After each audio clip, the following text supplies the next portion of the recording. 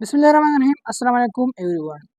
In this video we are going to cover past paper MCQs of MDCAT, CAMUCAT, NUMS and ETA. This video is especially for MDCAT and CAMUCAT students. In this video we are going to cover unit number 2 bioenergetics, topic respiration and its subtopic is glycolysis, Krebs cycle and electron transport chain. But before we begin our MCQs number first, we first recite dua and after that we will go to MCQs number first. Rabbi zidni ilma, Rabbi shrah li sadri wa yassir li amri, wahlul uqdatan min lisani yafqahu qawli. MCQs number first हमारे पास है pets are considered as a very efficient source of energy because they pets को consider किया जाता है very efficient source of energy क्योंकि they produce ATP directly and without requiring respiration. ये produce करते हैं ATP directly and without requiring respiration, यानी इसके लिए रेस्पिरेशन की ज़रूरत नहीं होती और ये डायरेक्टली एटीपी प्रोड्यूस करते हैं। तो ये बात तो गलत है क्योंकि अगर हमने पेट से एनर्जी हासिल करनी है तो वो लाजमन रेस्पिरेशन करेगा और उसके बाद ये एटीपी देगा। ठीक है, तो ये ऑप्शन हमारे पास रॉन्ग है। ऑप्शन नंबर बी हमारे पास है enter into glycolysis without any modification. ये एंटर होता है ग्लाइकोलाइसिस में विदाउट एनी मॉडिफिकेशन, तो ये भी गलत है क्योंकि ये मॉडिफाई होता है, किस में मॉडिफाई होता है? एसिटाइल ग्रुप में। और जब ये एसिटाइल ग्रुप में मॉडिफिकेशन इस पेट्स की होती है तो तभी ये जाके हमें एटीपी देता है और क्रिप्स साइकिल में ये एंटर होता है। ठीक है, option C are highly oxidise compound, ये भी सही ऑप्शन नहीं है। ठीक है, ये हाईली ऑक्सीडाइज कंपाउंड नहीं है, लेकिन जो ऑप्शन डी हमारे पास है generate multiple acetyl group that produce more ATP. Yes, ये करेक्ट ऑप्शन है क्योंकि जो पेट्स है वो एक पेट से 8 एसिटाइल ग्रुप प्रोड्यूस होते हैं। ठीक है, और फिर 8 से तकरीबन 129 टू 109 इस तरह के एटीपी जनरेट करते हैं, तो इसलिए इसको very efficient source of energy कहा जाता है। ठीक है, ये MCQs MDCAT 2025 से लिए गए हैं और ये MCQs नंबर 19 है MDCAT 2025 में। ठीक है, आप देख सकते हैं उस पास पेपर को। The next MCQs is the production of energy is, the production of energy is faster in aerobic respiration, faster in aerobic respiration and faster in anaerobic respiration, same in both types of respiration not associated with respiration। यहाँ पर कह रहे हैं कि ये जो production of energy है ये फास्टर होते हैं इन एरोबिक रिस्पायरेशन में और या फास्टर इन एरोबिक रिस्पायरेशन में। तो एक बात याद कर ले, यहाँ पर इस सेंस में लिया गया है कि कौन सा रिस्पायरेशन जो है वो ज़्यादा अमाउंट ऑफ एनर्जी देता है। ठीक है, तो एनाएरोबिक रिस्पायरेशन में हम 2 एटीपी हासिल करते हैं और जो एरोबिक रिस्पायरेशन में हमें 36 एटीपी देता है, तो इसलिए करेक्ट ऑप्शन हमारे पास क्या है? ऑप्शन बी है। ठीक है, नेक्स्ट MCQs हमारे पास है The pathway to the breakdown of glucose carried out by microorganism is called।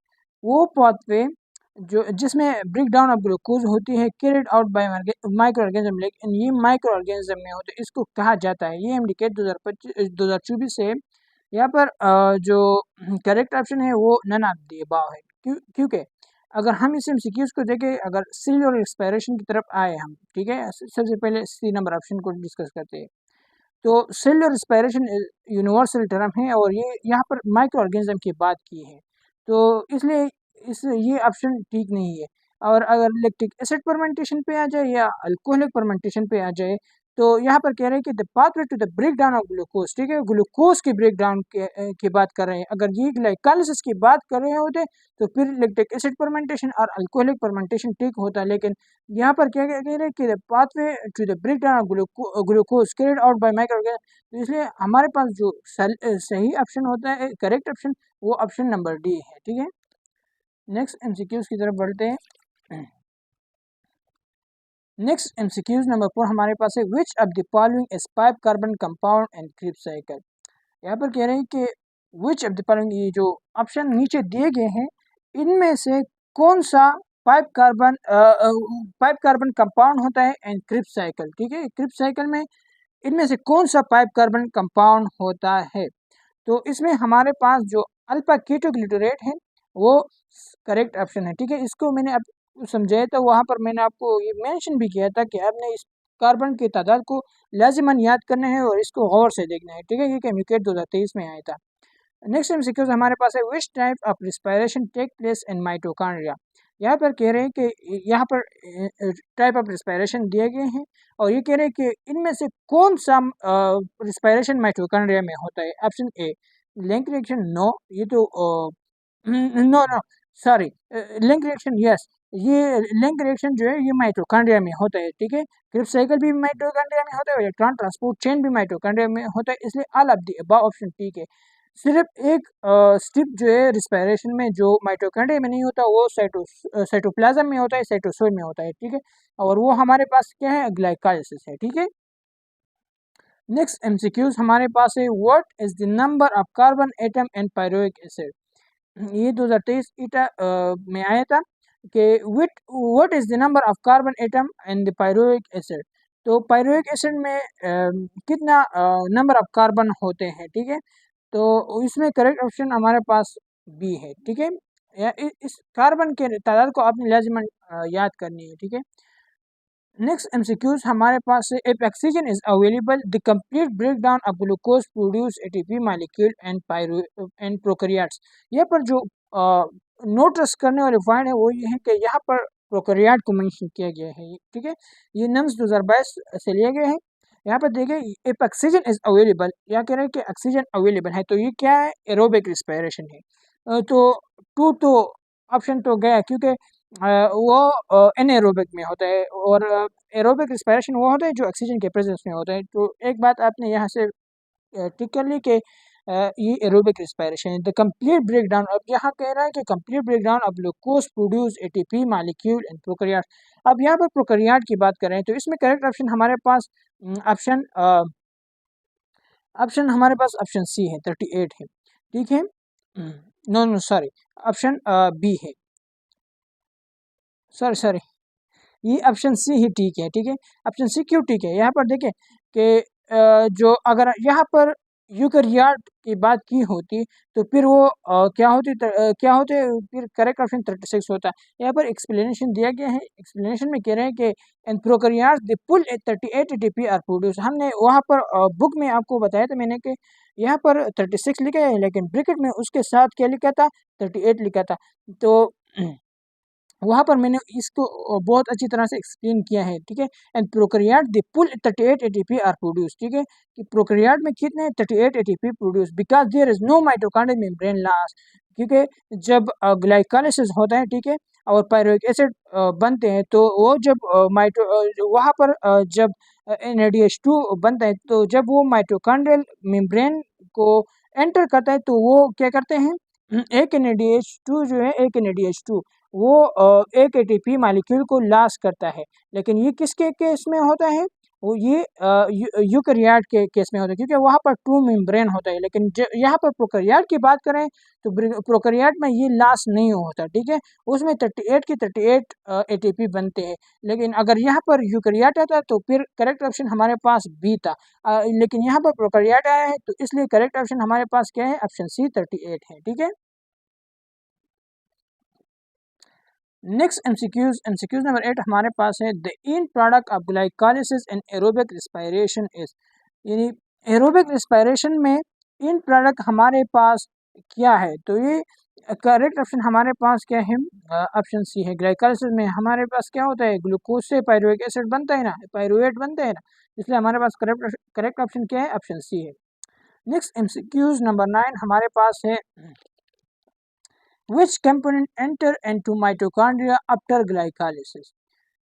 Glycolysis यानी जब ग्लाइकोलाइसिस हो जाए, ठीक है, तो कौन सा कंपोनेंट एंटर करता है माइटोकॉन्ड्रिया में, तो इसमें हमारे पास करेक्ट ऑप्शन क्या है, पायरुवेट है। ठीक है, ये नम्स 2015 में आया था। नेक्स्ट एमसीक्यूज नंबर 10 हमारे पास, in glycolysis glycerate 1,3 bi bisphosphate is converted into glycerate 3-phosphate by losing phosphate molecule। यहाँ पर एक ही ऑप्शन करेक्ट है। इस एमसीक्यूज पर अगर आप गौर करें तो यहाँ पर ये ऑप्शन देखें कि इन ग्लाइकोलाइसिस ग्लाइकोलाइसिस हो रहा है ग्लाइसरेट 13 बिस फास्फेट, यानी बिस से आप कैमरा यहाँ पर इसके साथ क्या है 2 फास्फेट है, इट्स कन्वर्टेड इनटू ग्लाइसरेट 3 फास्फेट। तो यहाँ पर अब ये बाई का लस खत्म हो गया ना, तो इसका मतलब ये है कि यहाँ पर 1 फास्फेट है, ठीक है 1 फास्फेट। तो इन्होंने क्या किया 1 मॉलिक्यूल ऑफ फास्फेट को लॉस किया, तो इसलिए इससे क्या बना ग्लाइसरेट 3 फास्फेट, और इसे हमारे पास जो करेक्ट ऑप्शन है वो ऑप्शन सी है, ये 2015 एमडीकेट 2015 में आया था, ठीक है।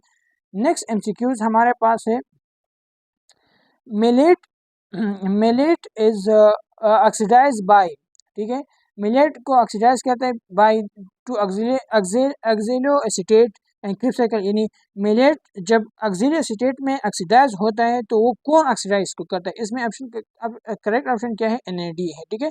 एनएडी क्या करता है, इसे हाइड्रोजन ले लेता है और इसको ऑक्सीडाइज कर लेता है, ठीक है, इसमें करेक्ट ऑप्शन हमारे पास सी है। नेक्स्ट एमसीक्यूज हमारे पास है MCQs number 12, carriers of the respiratory chain are located on, ये रिस्पायरेटरी चेन में जो कैरियर होते हैं, ठीक है, कैरियर वो होते हैं जो इलेक्ट्रॉन को ट्रांसफर करते हैं, आर लोकेटेड ऑन, तो वो कहाँ पर होते हैं, matrix of mitochondria, no outer membrane of mitochondria, no inner membrane of mitochondria, इसमें हमारे पास करेक्ट ऑप्शन है, इसको मैंने आपको डायग्राम में एक्सप्लेन किया था, ठीक है। अगर आपको अभी भी कंफ्यूज है तो वीडियो पहले वॉच करें अगर आपने नहीं वॉच की हो।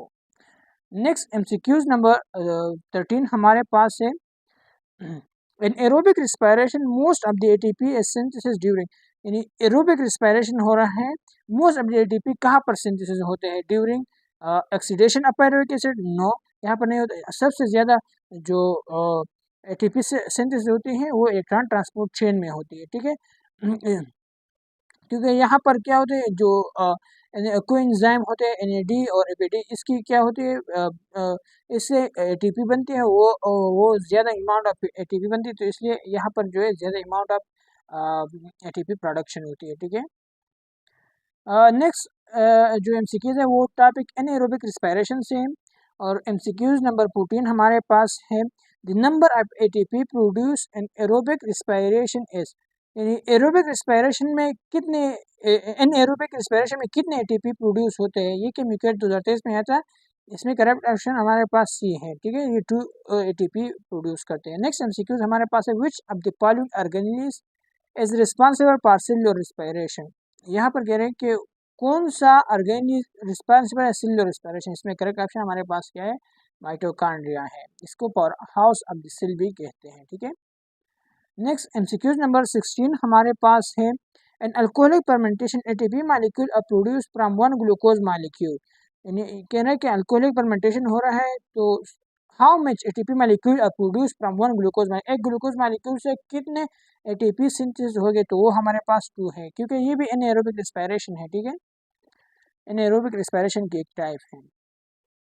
एमसीक्यूज नंबर 17 हमारे पास है which metabolic pathway is common to both fermentation and cellular respiration, कौन सा मेटाबॉलिक पाथवे कॉमन होता है, तो वो हमारे पास ये केमिकल 2021 से लिए गए, और ये इसमें हमारे पास करेक्ट ऑप्शन क्या है ग्लाइकोलाइसिस, ग्लाइकोलाइसिस में क्या होता है कि ये कॉमन है, ठीक है, both fermentation and cellular respiration में ये कॉमन स्टेप है। तो ये थे पास पेपर एमसीक्यूज आप यूनिट नंबर 2 बायोएनर्जेटिक्स, ठीक है। अगर आपको इसमें किसी भी किस्म की कन्फ्यूजन है या कोई क्वेश्चन है तो आप कमेंट में पूछ सकते हैं। आज के लिए इतना ही काफ़ी है, और थैंक यू फॉर वाचिंग। अल्लाह हाफिज़।